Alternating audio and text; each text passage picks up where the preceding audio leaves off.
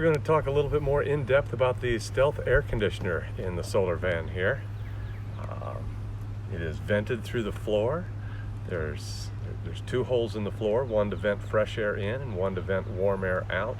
So the cold air inside stays inside, flows across the evaporator coils and back into the room, and the warm air flows across the condenser coils and back outside.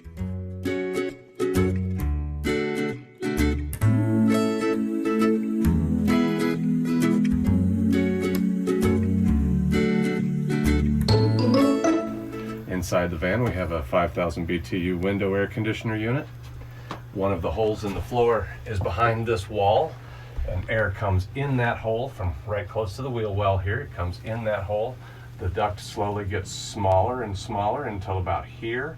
There's room to put a 4-inch duct, a 4-inch dryer pipe jammed up through that hole, but at this point it's narrower than 4 inches, but becomes this whole side here. So it's got a big air scoop on this side, and then the air can go across the top and down this side and get into all three sides of the air conditioner just like it would hanging out an apartment window.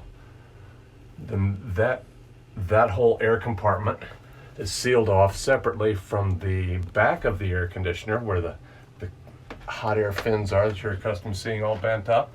That's sealed off so that any air that goes through those comes down the big duct on this side, which is wider up here at the top and gets narrower down here at the bottom and goes out this separate hole in the floor. There's a cross member of the truck between them that divides them pretty well, so there's not a lot of cross ventilation.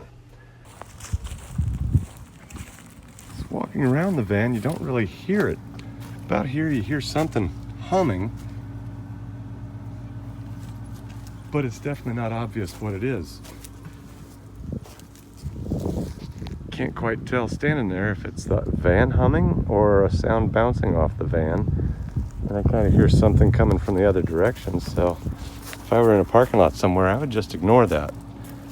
But alright, so underneath the van we have an exhaust port and an intake port.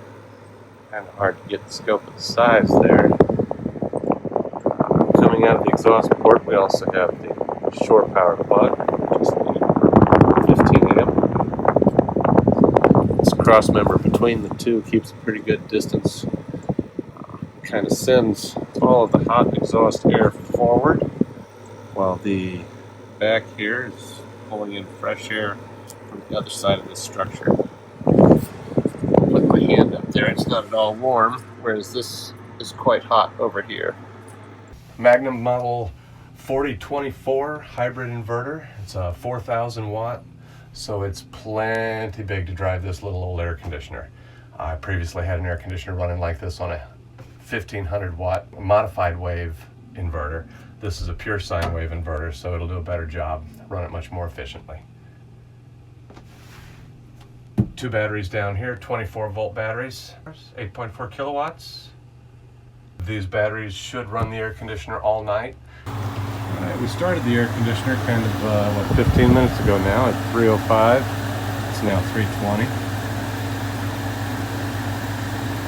It's cooling off in the van certainly. It's not cool in here yet. It was quite hot when we started. The air is definitely blowing cold.